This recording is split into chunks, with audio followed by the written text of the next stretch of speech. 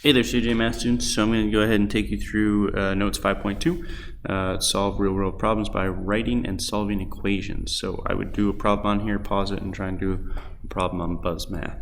Like I was saying earlier, an equation is like a teeter-totter. So here we have two guys right here. Added together will give us 130 pounds. Like if I removed one of these guys, the teeter-totter would become unbalanced. So 70 plus x is equal to 130. So the question is, Pat and Jan weigh less than Bob. Well, Pat and Jan weigh equal to Bob, not less than, so that is a false statement. Which equation can be used to find Jan's weight? Well, it's kind of written for us right there, 70 plus x equals 130, so this one right there.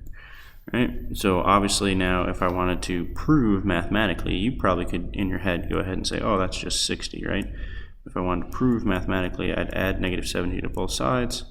And in doing so, I'd get x is equal to 60. So 60 should be in this drop down. All right, so pause and do number one. So now I'm going over here for number two.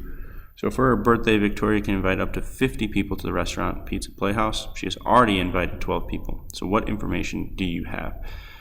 Can she invite more friends? Absolutely. We know she can invite up to 50. She's got 12, so that leaves room for more. Victoria can invite 50 more friends? No, absolutely not, because 12 plus 50 would give us 62. That's way over her budget of 50 people.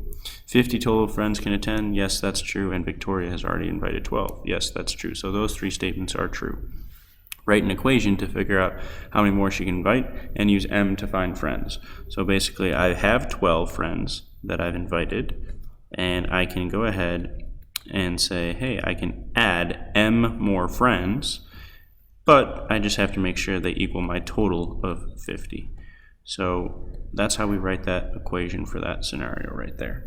And then in C, sorry, this is C right here, they're going to ask you to solve it. So 12 plus m is equal to 50.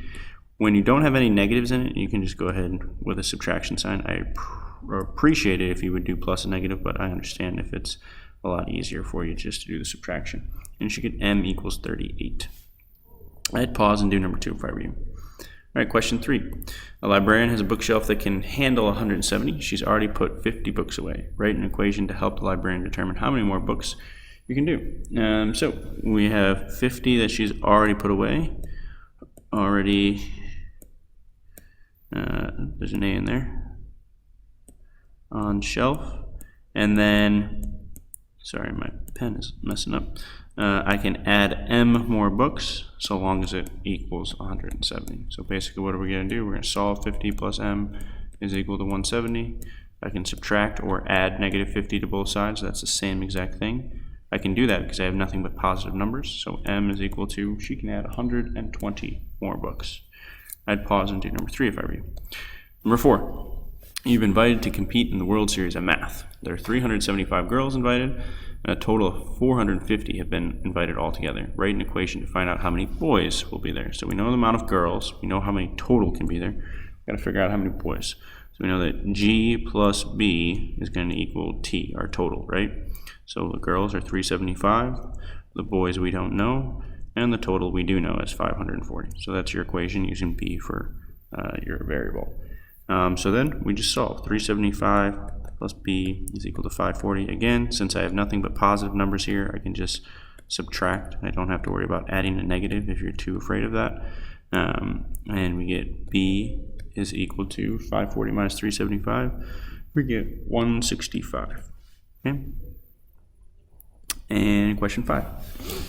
So this says Kayla swam 50-meter freestyle in 22.6 seconds. She also swam the 50-meter butterfly in 30 seconds. What is Kayla's combined time? So to write an equation for this, this is, I guess, A right here.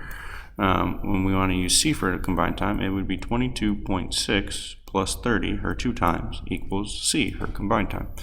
And basically, to solve that, you're just going to add 22.6 plus 30. Now, if the 30 doesn't go here, you line up your decimals, it goes right there. When you line up your decimals, you should get 52.6. So 52.6 seconds is their combined time.